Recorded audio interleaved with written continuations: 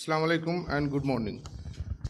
মূল প্রবন্ধ উপস্থাপক ডক্টর মইনুল ইসলাম, সহকারী অধ্যাপক IUBAT, সম্মানিত আলোচকবৃন্দ, অতিথিবৃন্দ, উপস্থিত সকল সংগ্রাহক, সংবাদ মাধ্যমের ভাই ও বোনেরা। প্রথমেই ঢাকা চেম্বারের পক্ষ থেকে আজকে একটা গুরুত্বপূর্ণ সাবজেক্ট, ডেভেলপমেন্ট অফ বাংলাদেশ হালাল ইন্ডাস্ট্রি, চ্যালেঞ্জেস অ্যান্ড অপরচুনিটিস শীর্ষক আজকের এই গুরুত্বপূর্ণ FGDকে সকলকে স্বাগত জানাচ্ছি। আমরা আমাদের কিনোট স্পিকারের কাছে চলে যাব।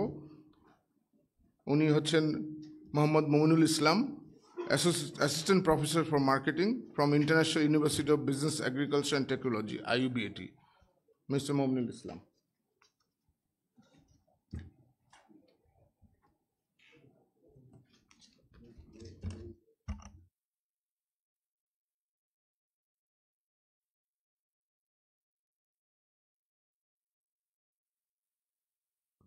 আসসালামু আলাইকুম ওয়া রাহমাতুল্লাহি ওয়া বারাকাতুহু।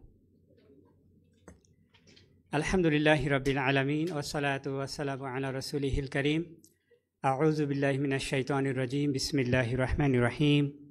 রাব্বি জিদনি ইলমা, রাব্বি ইশরাহ লি সাদরি ওয়া ইয়াসসির লি আমরি ওয়াহলুল উকদাতাম মিন লিসানি ইয়াফকাহু কাওলি। I praise Almighty Allah for this opportunity, as there is no international participants, so though the slides have been written in English, so I would like to continue in Bengali medium, inshallah. সবাইকে আজকের এই FGD focus group ডিসকাশনে স্বাগত জানাই। আমি doctor Mohammad Mominul ইসলাম, এবং আজকের এই প্রেজেন্টেশনের যে কি বিষয়গুলো অলরেডি কিছু আপনাদের মাঝে আলোচনা করা হয়েছে।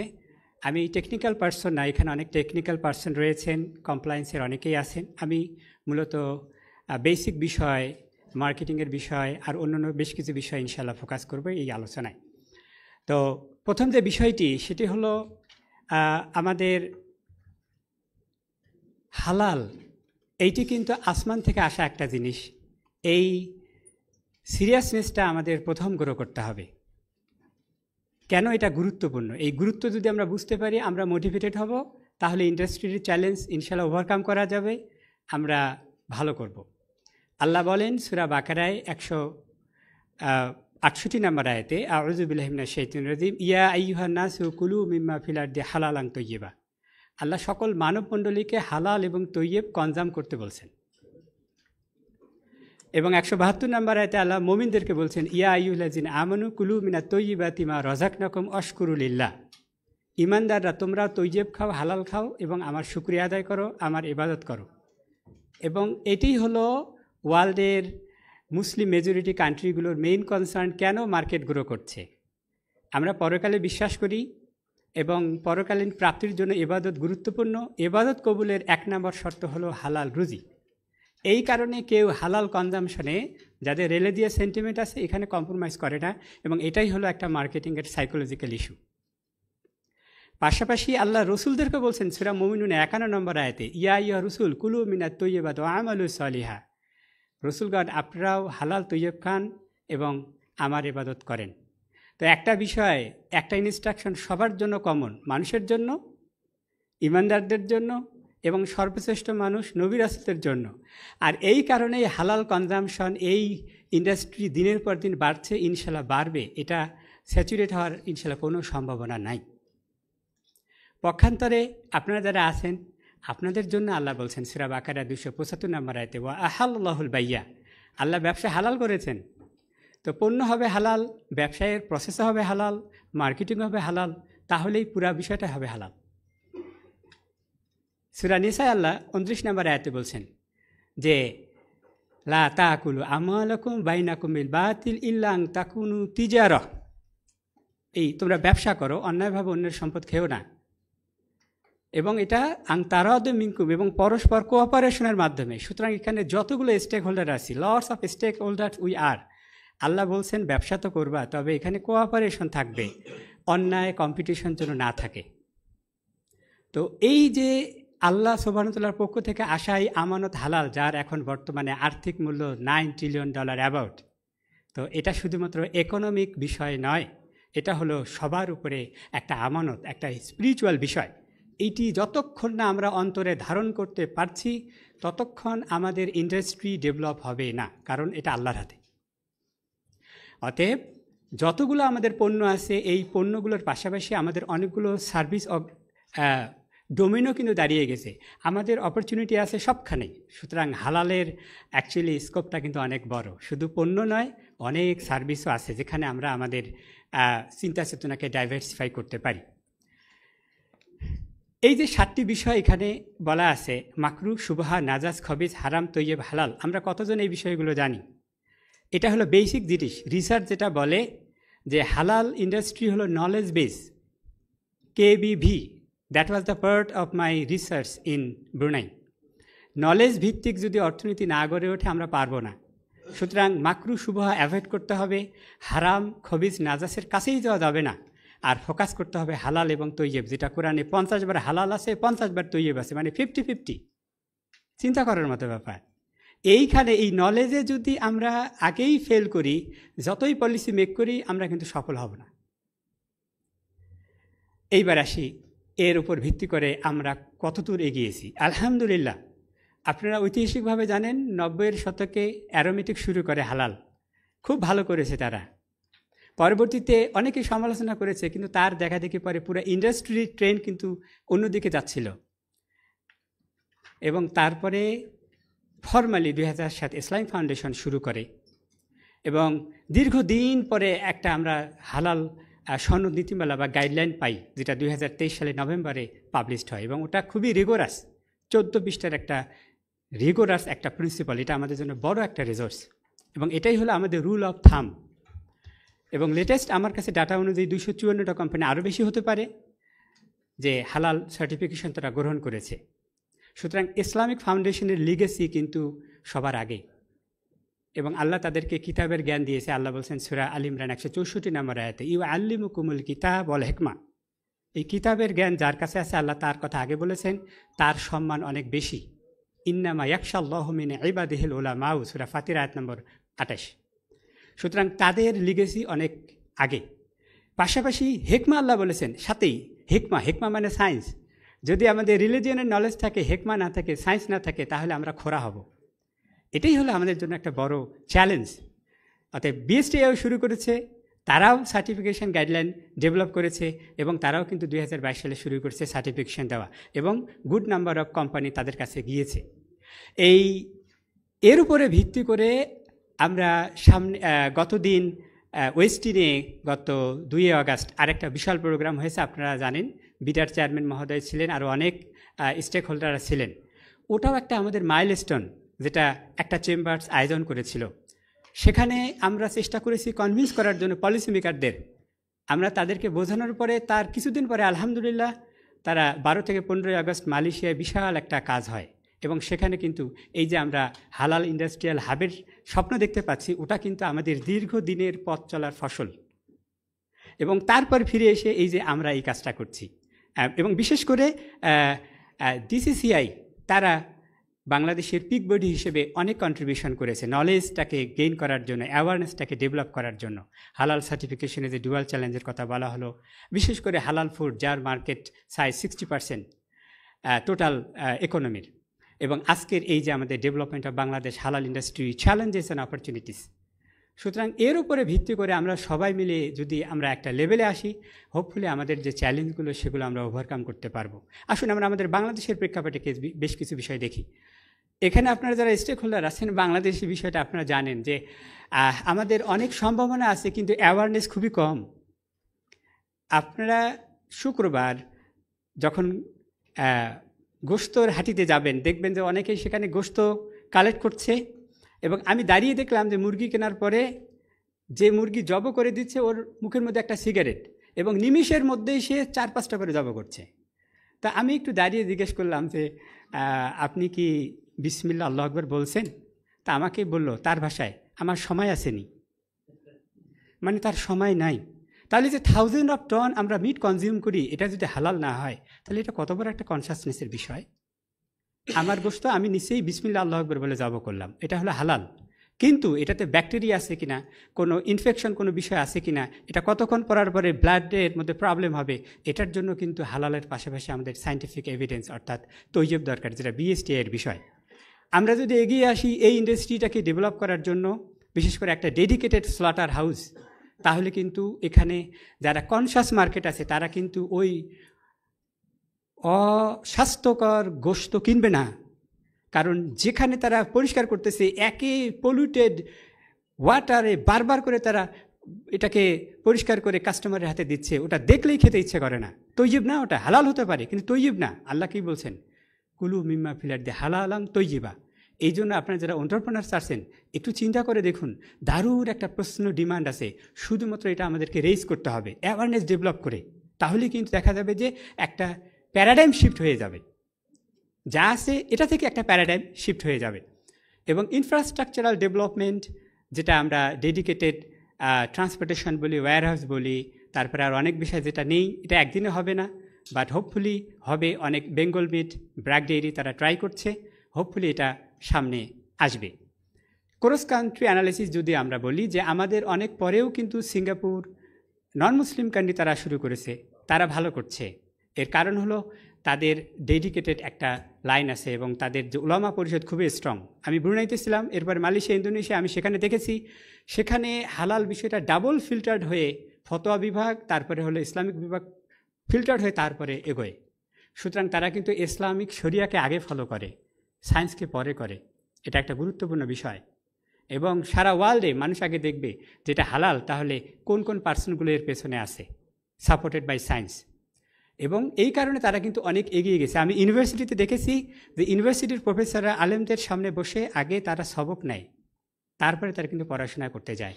সো তারা ওই জিনিসটাকে ফোকাস করেছে এবং একটা স্পিরিচুয়াল বিষয় আল্লাহ রহমত পেয়েছে। আজকে কিন্তু ইন্দোনেশিয়া, ব্রুনাই, মালয়েশিয়া তারা কিন্তু অনেক ভালো একটা জায়গায় রয়েছে। তারা তাদের মিনারেলকে একদিকে রেখে হালালকে ফোকাস করেছে যে না থাক, দিস ইজ আওয়ার রিসোর্স, এটা প্রিজার্ভ থাক। তারা এইটাকে ফোকাস করে কিন্তু আস্তে আস্তে এগোচ্ছে। সুতরাং তারা কিন্তু তাদের টেকনোলজি, তাদের ন্যাশনাল পলিসিতে কিন্তু হালালটাকে নিয়ে আসছে। ওর সাথে যদি আমরা আমাদের ইন্ডাস্ট্রিকে তুলনা করি যে আমাদের ন্যাশনাল পলিসিতে আমাদের কতটুকু এর ইনক্লুশন আছে, এটা কিন্তু একটা দেখার বিষয়। এবং বিশেষ করে আমরা যে ব্রাজিল, অস্ট্রেলিয়া, থাইল্যান্ডের কথা বললাম, অনেকে ইন্ডিয়ারও কথা বললেন, একটা বিষয় বলা প্রয়োজন। ইন্ডিয়াতে তাদের গোস্ত কনজামশনের একটা রিলিজিয়ান রেস্ট্রিকশন আছে, তাদের একটা সারপ্লাস আছে, বিধায় তারা বাইরে দিতে পারে, কিন্তু আমাদের দেশে কিন্তু অনেক ডিমান্ড বেশি। দ্বিতীয় কথা হলো ব্রাজিল এবং অস্ট্রেলিয়া, তাদের যে পরিমাণ চারণভূমি আছে, তারা হেলিকপ্টার দিয়ে কিন্তু তাদের এই হার্ট, তাদের এই গবাদি পশুগুলোকে চালায়। তাদের এই কমপ্লায়েন্স, যে ফ্রি স্পেস, যেন হাইজিনিক অ্যানিমেল হয়, ওই স্ট্যান্ডার্ড কমপ্লায়েন্স মেনটেন করা ইউরোপিয়ান ইউনিয়নের আমাদের কিন্তু সেই সক্ষমতা নেই। কিন্তু আমাদের যেটা আছে সেটা হলো মুসলিম মেজরিটি। রিসার্চ যেটা বলে অমুসলিম দেশের হালাল, মানুষ কিন্তু একটু হলেও নাক ছিটকায়, এটা সাইকোলজিক্যাল বিষয়। অমুসলিম দেশের হালাল, সেখানে যদি আমাদের মুসলিম দেশের হালাল সার্টিফাইড হয় এবং কয়েক পয়সা, কয়েক সেন্ট বেশিও হয়, তারপরে মানুষ গ্রহণ করবে, কারণ আমরা দেশের বাইরে এই কাজটাই করেছি। সুতরাং আমাদেরকে কিন্তু এই বিষয়টা চিন্তা করতে হবে। এবং টেকনোলজিক্যাল বিষয়ে ব্লক চেইনের কথা খুবই গুরুত্বপূর্ণ, কারণ হালাল ট্রেসেবিলিটি, যে র ম্যাটেরিয়ালস থেকে প্রোডাকশন, এরপরে ফাইনালি রিটেল পর্যন্ত কাস্টমার হাতে পৌঁছানো পর্যন্ত এটা পুরোটাই সঠিক আছে কি না। এই জন্য block chain Brunei, Indonesia, Malaysia use করে, তার সাথে ডেডিকেটেড ট্রান্সপোর্টেশন, এরপরে ইন্টারনেট অফ থিং, আইওটি, তার সাথে হলো জিপিআরএস সিস্টেম অ্যাটাচড করে আমাদের এই যে এ পর্যন্ত 300-400 কোম্পানি কাজ করতেছে, তাদের ইনফরমেশনগুলো একসাথে কিন্তু নাই আমাদের। এই ইনফরমেশনগুলো একসাথে করে মার্কেটিং অ্যানালাইটিক্যাল করে আমরা ডিসিশন গ্রহণ করতে পারছি না। সুতরাং এখানে আমাদের সফট রিসোর্স, সফট ইনফ্রাস্ট্রাকচার এবং হার্ড ইনফ্রাস্ট্রাকচার দুটোই কিন্তু আমাদের দরকার। বিশেষ করে আমাদের ড্রাগ ইন্ডাস্ট্রিতে যার কন্ট্রিবিউশন ওয়ার্ল্ডে 2%, তারাও কিন্তু চিন্তাভাবনা করছে, বেশ কিছু কোম্পানি তারা এগিয়ে আসছে। হাউএভার ওভারঅল গ্লোবাল হালাল ইন্ডাস্ট্রি সম্পর্কে যদি আমরা ফোকাস করি, তাহলে দেখব যে ফিগারটা এখানে কিন্তু আমাদের বড় একটা পোর্শন আছে। এখন আপনারা যারা আসি, যার যেখানে ক্যাপাবিলিটি আছে, সক্ষমতা আছে, আমরা যে কোনো একটা সেগমেন্ট আমরা গ্রহণ করতে পারি। এর কারণ হচ্ছে শুধু মুসলিমরা না, যেটা রাইজিং পপুলেশন, নন মুসলিমরা এটা ভালোভাবে গ্রহণ করে। কেন? তারা তো ধর্মের ধার ধারে না, কিন্তু তারা একটা জিনিস পছন্দ করে, হাইজিন, পিওরিটি, ভ্যালু। এটাকে শরিয়ার ভাষায় তৈয়বা বলা হয়। এই জিনিসটা ফোকাস করার কারণে আমি ইউরোপে দেখেছি যে তোমরা এই যে বিসমিল্লাহ আল্লাহু আকবার বলে জব করে, এর কারণে ব্লাডটা তাড়াতাড়ি করে বেরিয়ে যায় এবং এটাতে জার্ম থাকে না। আর আমরা তো এখানে এই যে কপালের মধ্যে ঠুস করে গুলি করে মেরে দেই, ব্লাডটা ভেতরে থাকে, বিধায় তাদের স্কিন ডিজিজ বেশি হয়। They study this kinds of issue. অতএব আমরা সায়েন্সকে ফোকাস করি নন মুসলিম কান্ট্রিগুলোকে ধরতে পারবো, আর রিলিজিয়নকে ফোকাস করলে আমরা দেশের মার্কেটগুলোকে ধরতে পারবো। তাহলে কিন্তু গ্লোবাল হালাল ইন্ডাস্ট্রিতে আমাদের অবশ্যই একটা ভালো পোর্শন থাকবে। এখন চ্যালেঞ্জগুলো কি? অনেক চ্যালেঞ্জ আপনারা ইতিমধ্যে জানেন এবং এগুলো অনলাইনেই অ্যাভেলেবেল আছে। আমি চ্যানেলগুলো জেনারেলের পাশাপাশি একটু মিনারেল বা ক্রুশাল কিছু চ্যালেঞ্জ বলবো। বিশেষ করে আমাদের সার্টিফিকেশনটা 2টা, এটা একটা চ্যালেঞ্জ। এবং আমাদের যে একাডেমিক ওয়ার্ল্ডে তাদের পার্টিসিপেশন খুবই কম। মালয়েশিয়ায় দেখেন, ব্রুনাই দেখেন, তাদের ডেডিকেটেড 3-4-5টা ইউনিভার্সিটি আছে, তারা কিন্তু হালালের উপরে রিসার্চ করে এবং তাদের স্কুল কলেজগুলোতে এ ব্যাপারে ভালো কনসার্ন আছে। আমাদের কিন্তু নেই, নতুবা কিন্তু নিজ থেকে কাজ না করলে কিন্তু আমাদের ডিমান্ড বাড়বে না। আরেকটি বিষয় বলবো, সেটা হলো এই যে আমাদের হালাল ফাইন্যান্সের কন্ট্রিবিউশন 60%। আল্লাহ যে আয়াতে বলছেন ওয়াহাল্লাহুল বাইয়া, ওখানেই বলছেন ওয়া হাররামা রিবা, অর্থাৎ রিবা বা সুদ হারাম আল্লাহ করেছেন সূরা বাকারা 275 নম্বর আয়াতে। এবং সূরা আল ইমরান 130 নম্বর আয়াতে আল্লাহ বলছেন ইয়া আইয়ুহাল্লাযিনা আমানু লা তাকুলু রিবা, তোমরা সুদ খাবে না। আমাদের মুসলিম দেশে অনেকেই সুদভিত্তিক ব্যাংকের মধ্যে আছে, তারা যদি আপনারা হালাল ব্যবসা করেন তাহলে হালাল আর হারাম মিশালে এটা কিন্তু আল্লাহর বারাকা আপনারা পাবেন না। বিশেষ করে হালাল এই যে ফাইন্যান্স, এটা কিন্তু অনেক নন হালাল ফাইন্যান্স কোম্পানিও তারা ছোট্ট একটা উইন্ডো ওপেন করেছে। তার মানে কি, তারা দেখেছে যে আমাদের বড় একটা শেয়ার এদিকে চলে যাচ্ছে। এটা কিন্তু একটা বড় চ্যালেঞ্জ যে এক্সিস্টিং ইন্ডাস্ট্রিগুলো থেকেই কিন্তু কাস্টমার এই ইন্ডাস্ট্রিতে সুইচ করতেছে। সুতরাং এখানে আরেকটা পার্সিভ রিস্ক আছে যেটা কেউ বলে না, এটা কিন্তু হবে। সুতরাং হালালে থাকতে হলে পুরা হালাল হতে হবে। হালাল আর হারাম হলে তাহলে কিন্তু এটা বেশি দূর আগাবে না। এবং আরেকটি বিষয়, মালয়েশিয়ায় তাদের যে হোম ডিমান্ড 62% তারা কনজিউম করে এবং 30% এটা সাপ্লাই দেয় হলো লোকাল যে স্মল অ্যান্ড মিডিয়াম এন্টারপ্রাইজগুলো আছে। এবং গভর্নমেন্ট তাদের ইন্টারেস্ট প্রোটেকশনের জন্য হাইলি সেন্সিটিভ, কারণ তারা হলো এই বিগ ইন্ডাস্ট্রির পেছনে, অর্থাৎ এই তারা ব্যাকওয়ার্ড লিঙ্কেজ খুবই স্ট্রং তারা। সুতরাং আমাদের এই এসএমইগুলোর কিন্তু কনসাসনেস নেই। 2 মাস আগে আমরা আরেকটা এফজিডি করেছিলাম, সেখানে 25 জন স্মল অ্যান্ড মিডিয়াম এন্টারপ্রেনার নিয়ে। তাদের খুবই আমরা কনসাসনেস লেভেল লো দেখেছি, বাট ইন্টারেস্ট খুব হাই। তাদেরকে নিয়ে আমাদের কাজ করতে হবে, তাহলে তারা আমাদের ব্যাকওয়ার্ডে থাকবে, আমাদেরকে সাপোর্ট দেবে।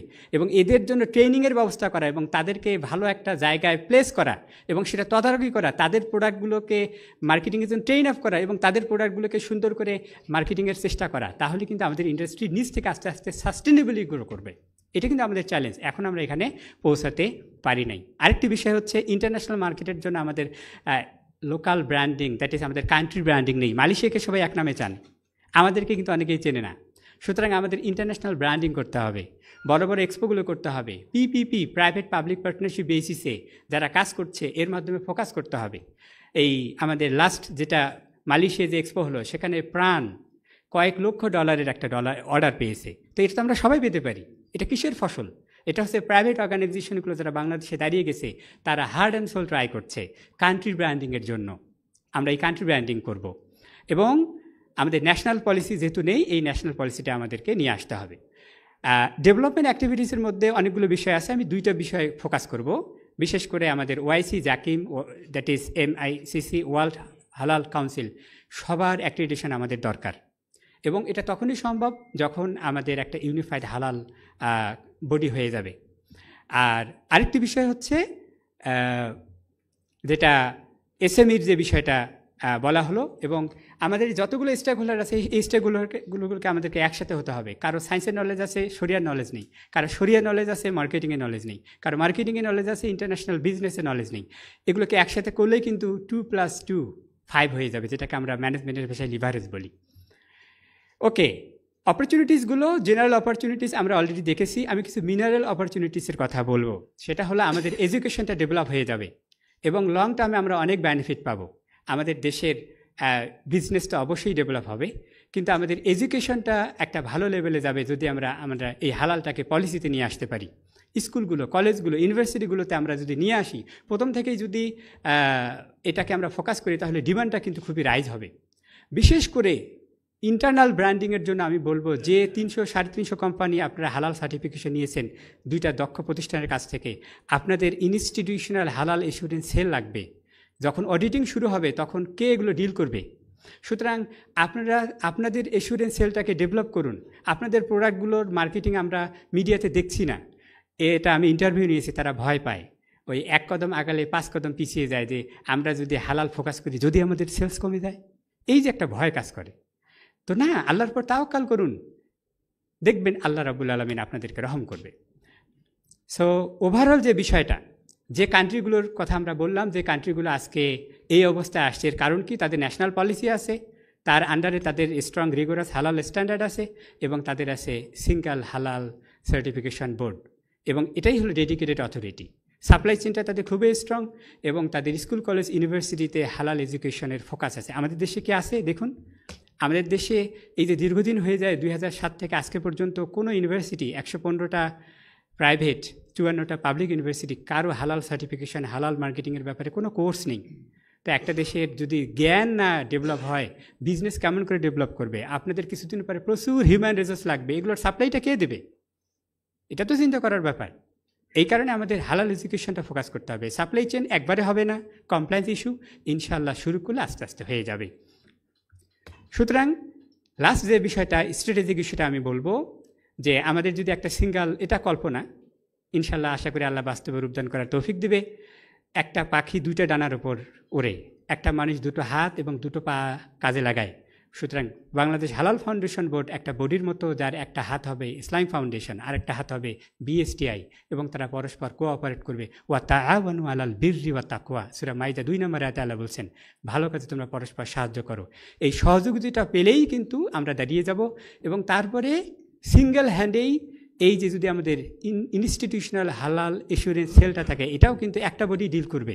সিঙ্গেল হ্যান্ড যদি এটা ম্যানেজ করে, তাহলে কন্ট্রোলটা ভালো থাকবে, এবং এর এক্রিডিটেশনটা তারাই ইনশিওর করবে। যদি এইটা আমরা করতে পারি, তাহলে কিন্তু আমাদের কাজটা হয়ে যাবে। সুতরাং এটা হলো আমাদের একটা কৌশলগত ইস্যু।